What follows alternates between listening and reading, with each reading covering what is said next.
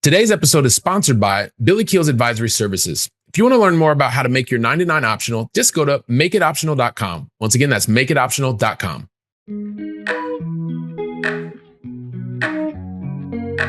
Helping you build freedom without losing your edge. This is the Going Long podcast with Billy Keels.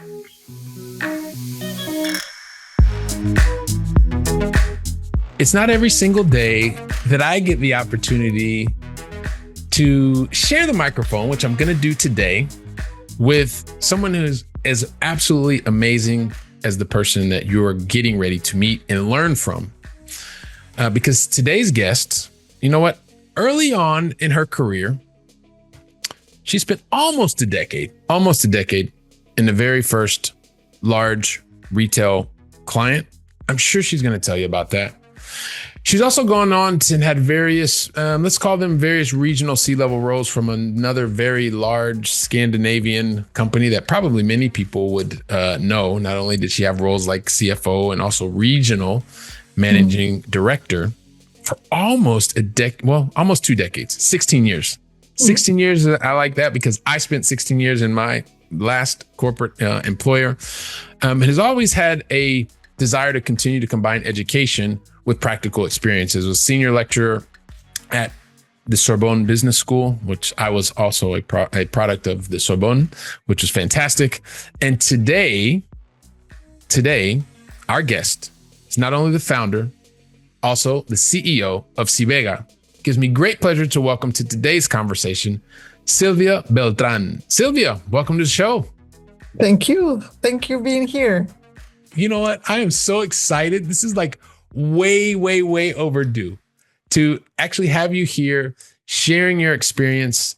There's one really big experience that I left out, but I'm sure that you will kind of fill that in for us. But there's so many different things that you have been able to do. And there's one thing that I know you like to travel, and you've lived in multiple countries, and you've risen up the corporate ranks, and you've also had a family that's grown. And I know one of the titles that's really important to you that I didn't even mention before is mom. Exactly. So I would love for you to help us understand a bit more as to, aside from all the accolades I've shared so far, help us understand more about who is Silvia Beltran. Well, first of all, thank you very much. For me, it's an honor to be part of your podcast, knowing how successful and how impactful and inspiring job you are doing so far. So I'm blessed that you think that I can contribute as well. You absolutely can. And thank you for those very kind words. You wouldn't be here if you were not going to make an amazing impact. So having said that, back to your question. Well, it's a Spanish lady coming from a very humble family that were grown on the determination and a good kind of education based on effort, commitment, and responsibility, that I had the opportunity to kind of grow as a professional in the retail industry, mainly in Europe, working for a couple of companies, Carrefour and IKEA. I guess it's okay to share the names. Absolutely okay with me. Great. And having international experience together with my university education. I did my university degree in law and my executive MBA, And that gave me the opportunity to kind of have this amazing corporate life that I had been over the almost 30 years, last 30 years. Effort, commitment, and responsibility you talk about. And this is one of the things, or actually these three words resonate a lot with me.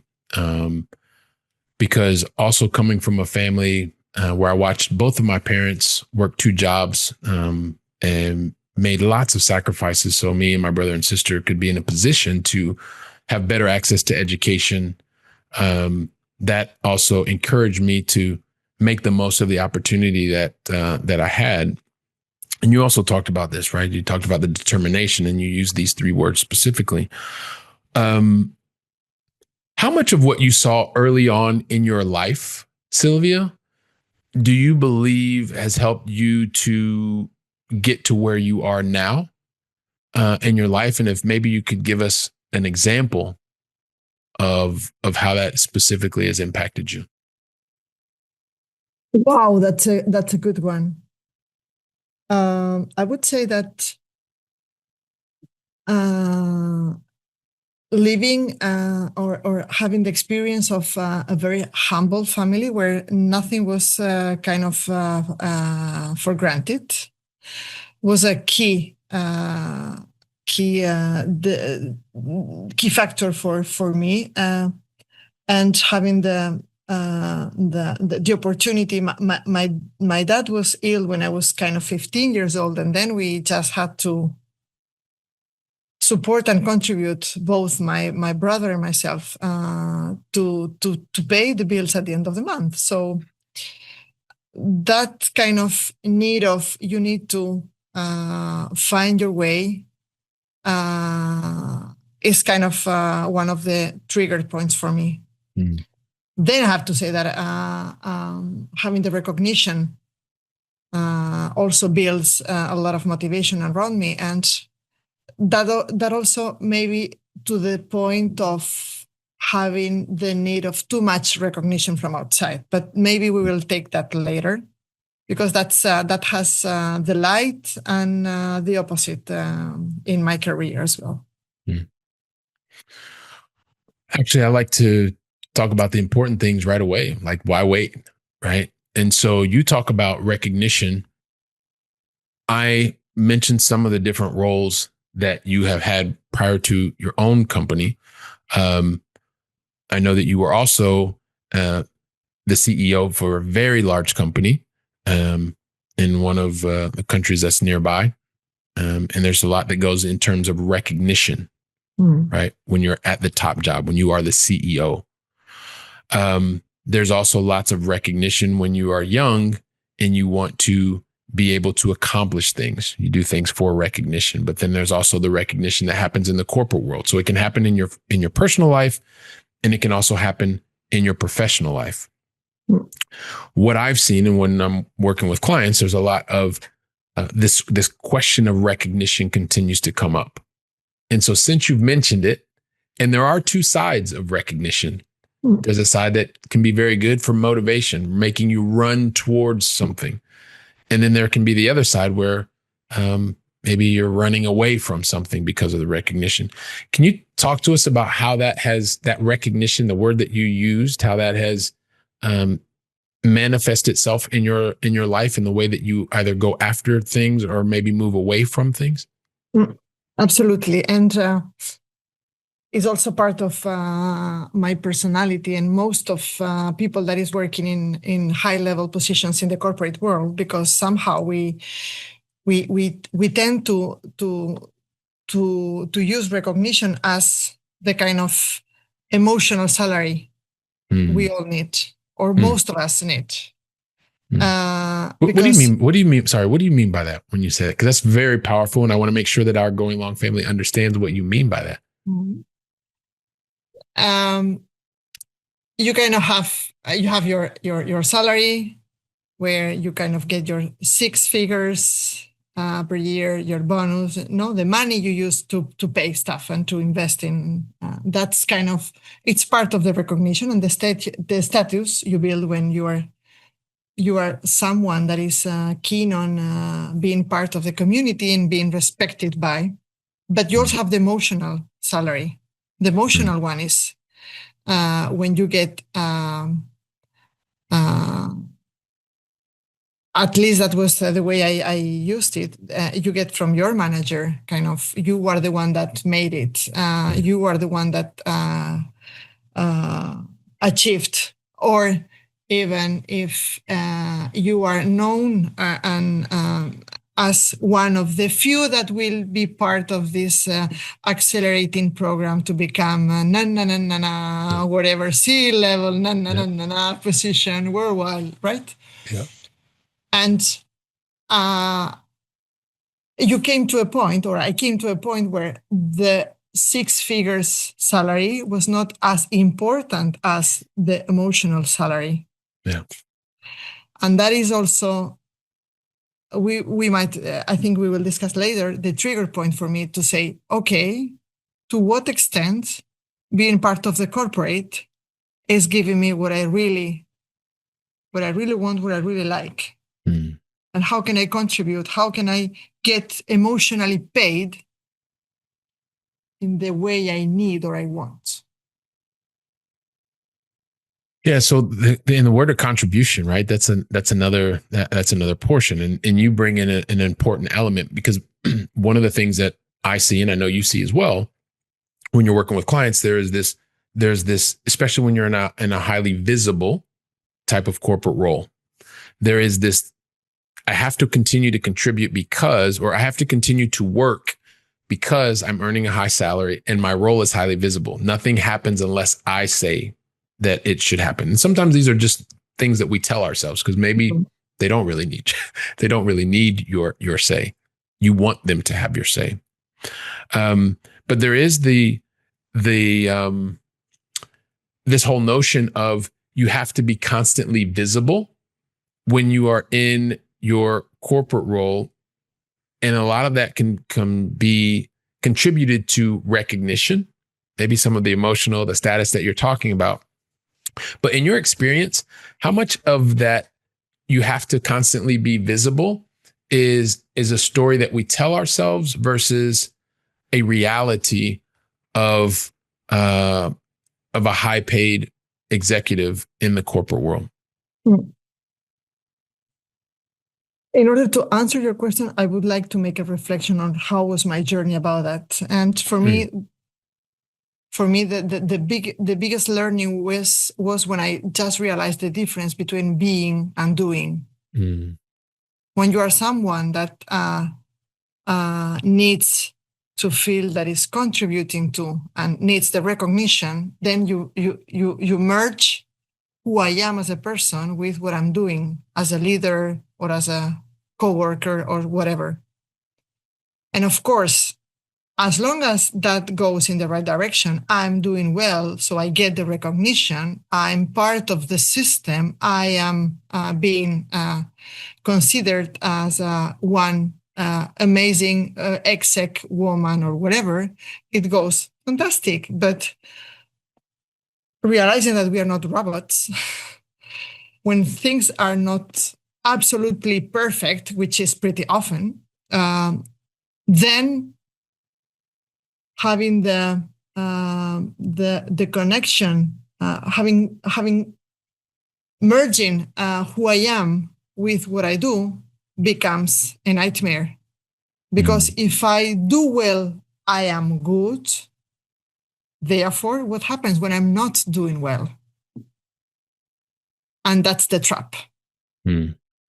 This is where you come to a point, or you might come to a point of, what is the purpose of doing for others? What is my real purpose in life? What do I really want to do?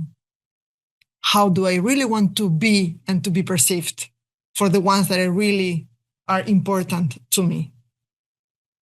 I don't know if I'm answering a bit to your question, but for me, that was the aha moment. Yeah. So you're definitely answering the question. And of course, when you have such a response, it provokes other questions that makes me want to ask. And that one of those questions is, how much have you seen this type of behavior, especially when I hear you say, when you're doing well, it's going well, but when you don't feel you're doing well, then it can be really hard, especially if the recognition that you've received up until this point in your life says, keep doing well. And as long as you keep doing well, I'll recognize you. But when you don't do well, then not only will you feel not good about it, but I'm not going to recognize you any longer. And just in your experience of having lived it, or actually now helping others through it, do you feel like there's a special, that it's even more challenging when you come up from very humble background, or you've watched both of your parents work jobs, or you've had to do things in an earlier age, versus maybe someone who's had more of a quote unquote traditional life where both parents are at the home and things seem to go well? Yes and yes. Yeah. The more you've been into the need of making efforts to succeed,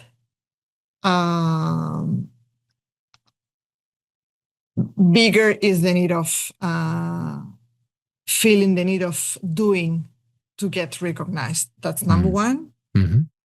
And then the higher you are in the hierarchy of the corporate world, the higher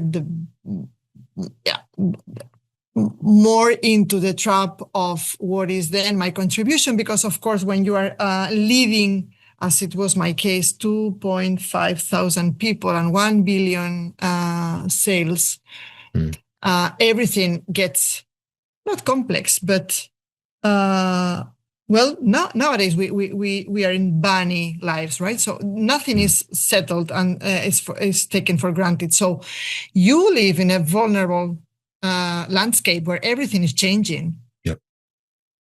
So yeah, it's the question about what is my contribution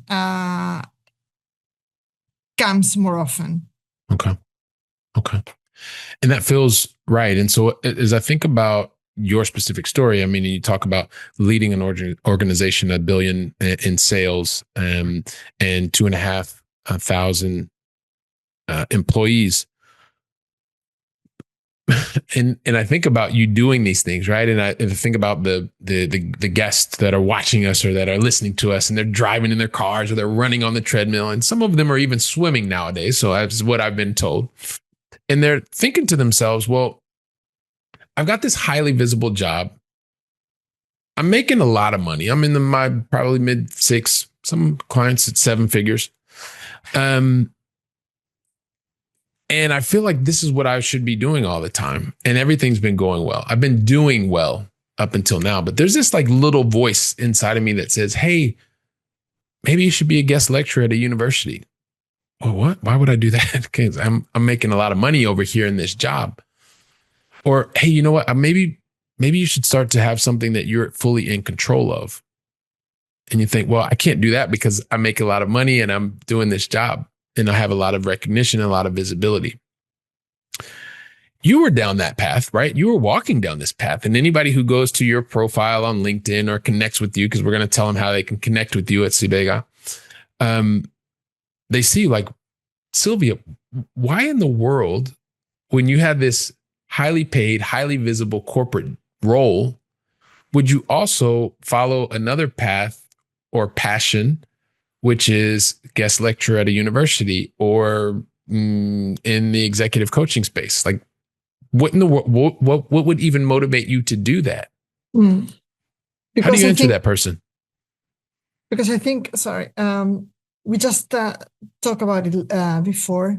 Because the salary that pays the bills is not that important at the end. And it seems like it could sound like, it's crazy, but you come to a point where you have more or less everything. And we can discuss what is everything, right? But your kids are in an international school, best one in Paris. You have a car that is, I cannot even remember how many thousands. I have a house paid by my company. When you are having dinners in the embassy representing your country every other week. When you have all these kind of things and you feel empty, there's something that is not going on properly. And for me, it was during the pandemic when everything stopped, right? That I asked to myself, but what's the purpose of selling furniture? Is it really that? And in addition, am I really doing that? Or am I just a piece of just one more among 100,000 people. What is my what is my contribution? Mm. And Sylvia, do you think that that is something that is, I guess because I see it, I mean, we both see it a lot, right? And so it's one of these things where like, let's keep it very real in terms of the conversation. And yes, you get to a point where it doesn't matter if you're going out and you're spending, I don't know how much money on a dinner, or your kids are in the right schools, or whatever is happening. But then do you get to a point where it's an individual thing? Do you think it's happening collectively with multiple people at the same time? Or is it almost like an individual awakening that happens for someone? It's more often than we thought. The point is how many of those that are today, here and now, asking themselves this question, dare to make and to take the step. That's the point. And then it's back to how to handle fears, who can support them on moving forward and taking the right steps to feel safe at the same time that they are kind of building something next to their corporate life till they feel ready. I think that's the point. All right, so we're gonna go there. We're gonna answer one of these questions, right? And I'll talk about, I'll talk about myself. I mean, I remember being, when I was in my corporate role, I was out making multiple 6-figure salaries, 6-figure bonus checks, and I built a multiple 6-figure business on the side, and I was deathly afraid to tell anybody. I didn't want anybody to know, because I didn't want anybody to think that I was not committed to my job, my 9-to-5 job. I liked my job. I was doing it, but I knew that I wanted to do something else. But I was afraid for more than 6 years. I didn't say anything to anybody. I didn't even know who to reach out to. I didn't know what to do. And I didn't have a perfect plan either. Like this just happened. So imagine that person who is just doing things on their own. They're probably not doing it as efficiently as they could, because they're afraid to tell anybody else, because they don't want to be perceived as someone who's not committed to their company, who doesn't want to continue to rise up the chart or up the org chart. So what do you say to that person? Well, first of all, I would like to say to that person that, dear colleague, dear friend, you cannot imagine how many people is exactly thinking the same as you.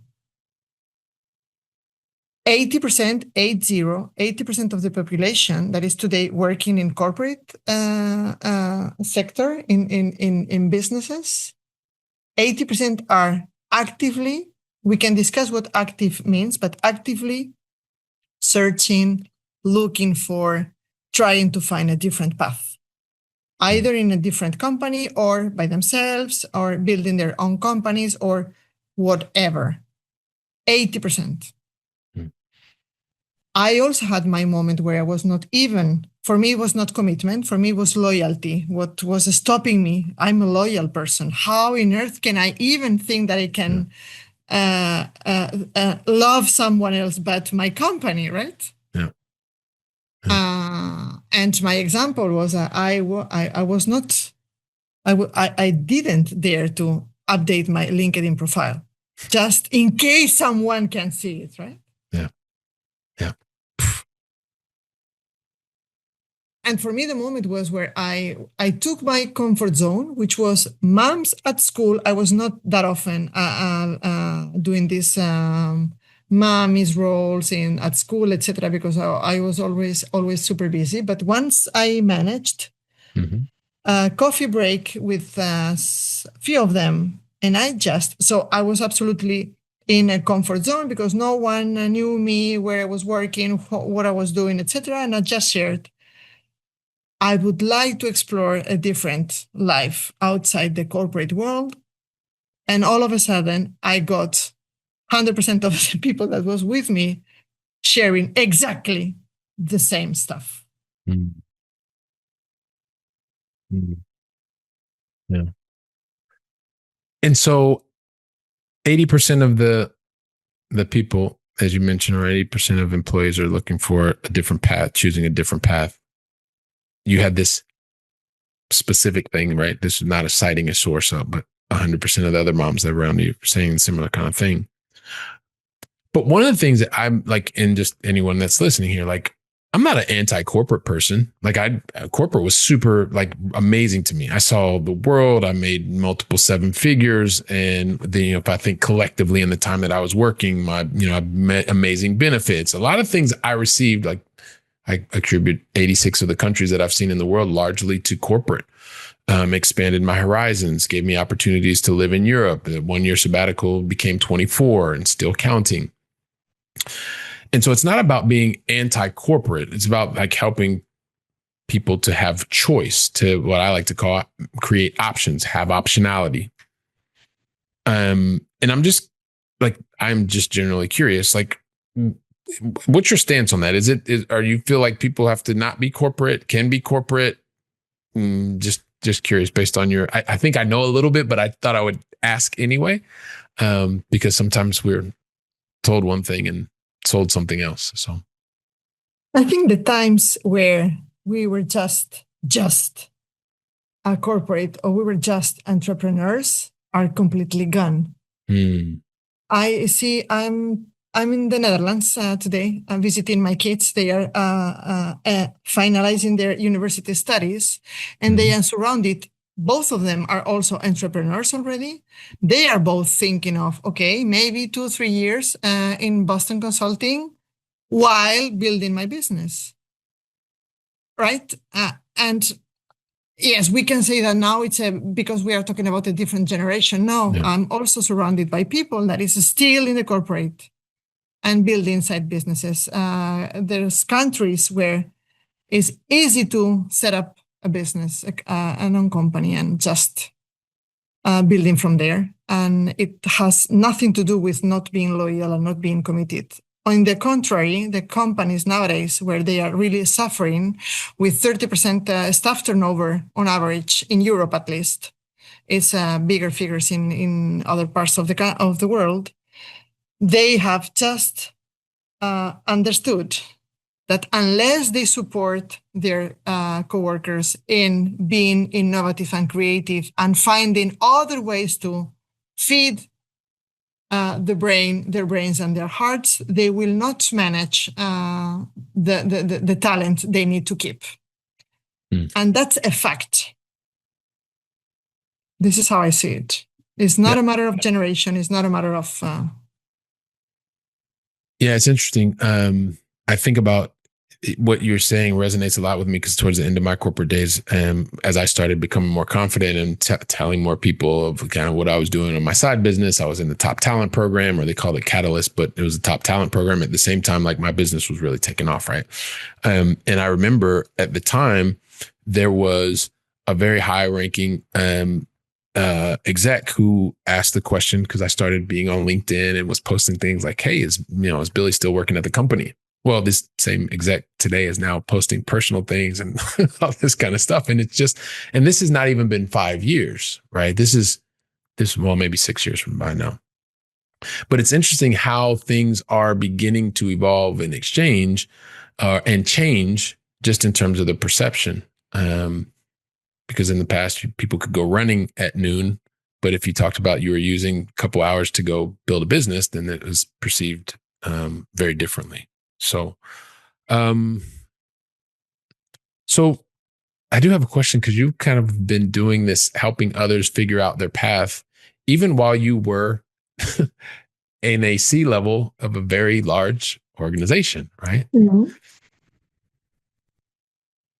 How did you do it? People think it's impossible. Yeah, people think it's impossible, but you're here because you were actually doing it. Maybe not to the same scale you're doing it today, right? But you were actually following your passion. I think the word is motivation. That's it. If you want something, you find a way.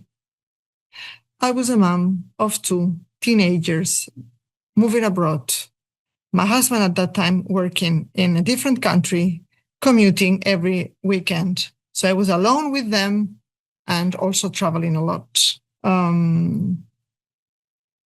I wanted to do it. My heart was there.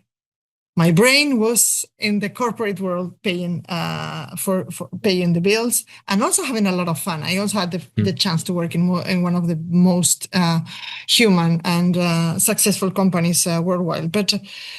But if you want, you find a way. So there's plenty of time to prepare and to organize and to study and to go deep while waiting for a plane in the airports, on the train, in the hotels. I can decide if I will go to Netflix or wherever, or if I can go deeper in what I really want. So I stopped pretty soon thinking that it's not possible and what are the limits. So if you want to do it, you will find a way. Motivation is something that is very, very powerful. And also motivation that people have talked about. Motivation can just be for a moment and then it goes away. How did you know that this was something that wasn't just going to go away, or it was something that was there that you needed to address versus, I don't want to say ignore, because ignore is not the right word, but sometimes when you are motivated, you can, you talked about, I can miss that one Netflix movie or series or whatever it is, but eventually it's going to come back. But it sounds like what you were motivated to do was a longer lasting motivation. It wasn't just a one-time motivation. Well, I would say number one, if I take it from more unconscious to more conscious, it was number one, it was addictive. When there's something you like, you just cannot stop. Number two, because I realized pretty soon that it helped me to keep focus in my corporate life.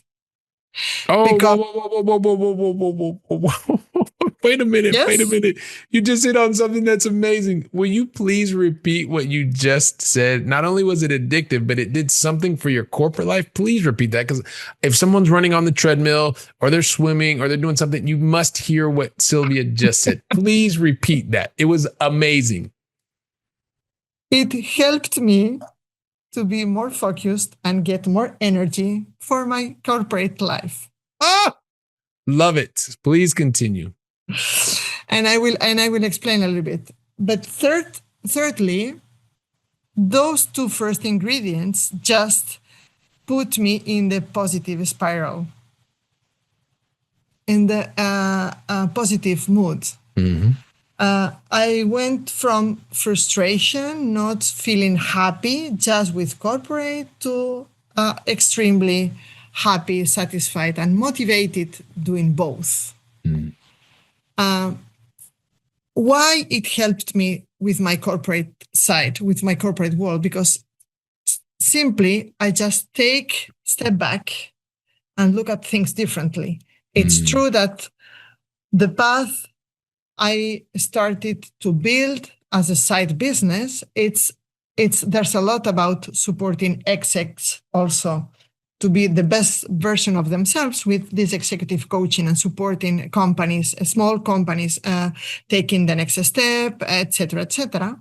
But it's also true that thanks to those experiences, I also can take that part in my corporate life. And very unconsciously, but my team perceived that. They felt a Silvia that was more relaxed, better performing better, and supporting them to get their goals and their objectives done. So not only being there to support them, but actually perceiving you as a leader differently within the corporate walls. This is one of the most, this is something that I also talk about that many people don't. And I love that you mentioned it right now. And if you are a corporate exec, because you're watching us, you're listening to us, Silvia has just really just given platinum, not gold, but platinum insights. Because and I found the same thing, Silvia, it was as I became better at my side business, so many of the transferable skills that I had as a corporate sales leader, or even sales exec, sales leader, whatever, that were able to use in my side business. But then the insights and the learnings that I was taking from my side business and bringing back into corporate, there was a different perception of the employee, a positive perception from coworkers, from direct line employees, from N+1, or meaning that person is higher up the organizational chart than I was.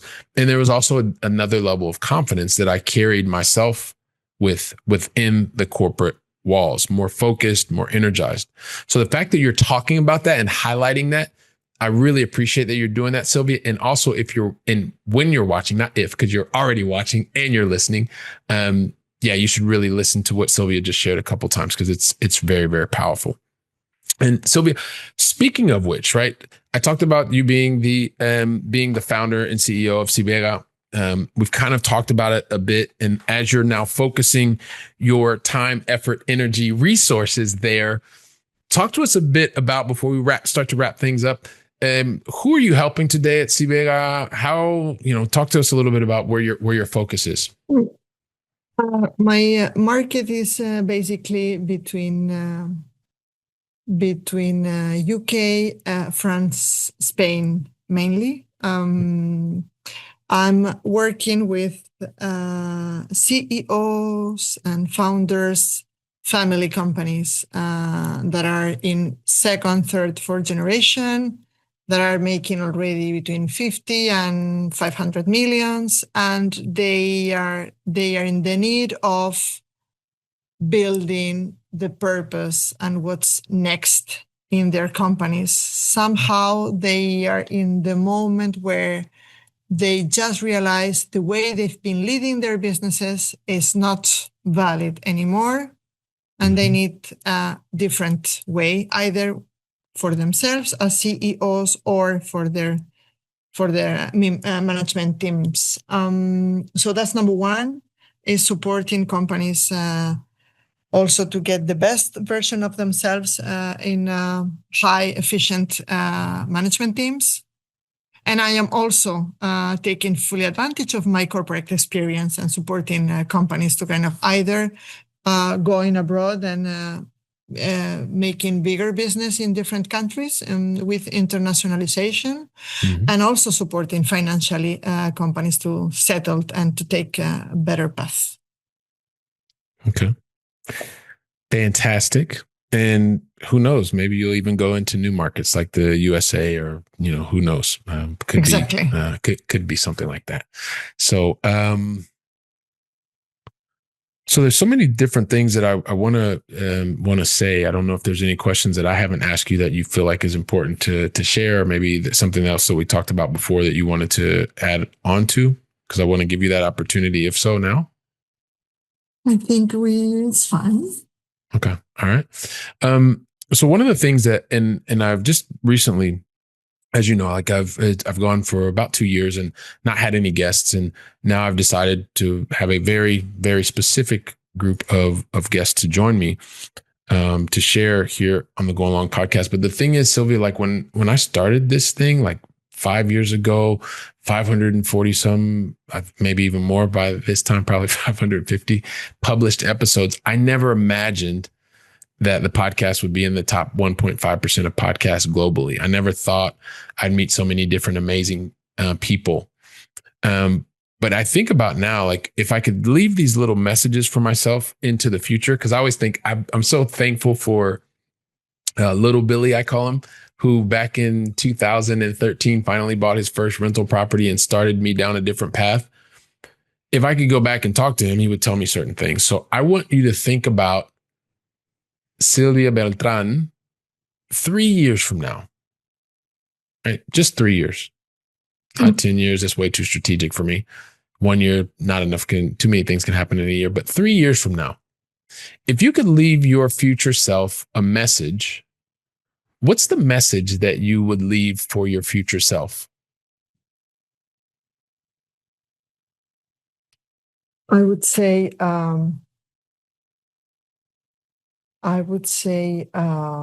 do not forget the purpose, number one. And then number two, it's time to scale up.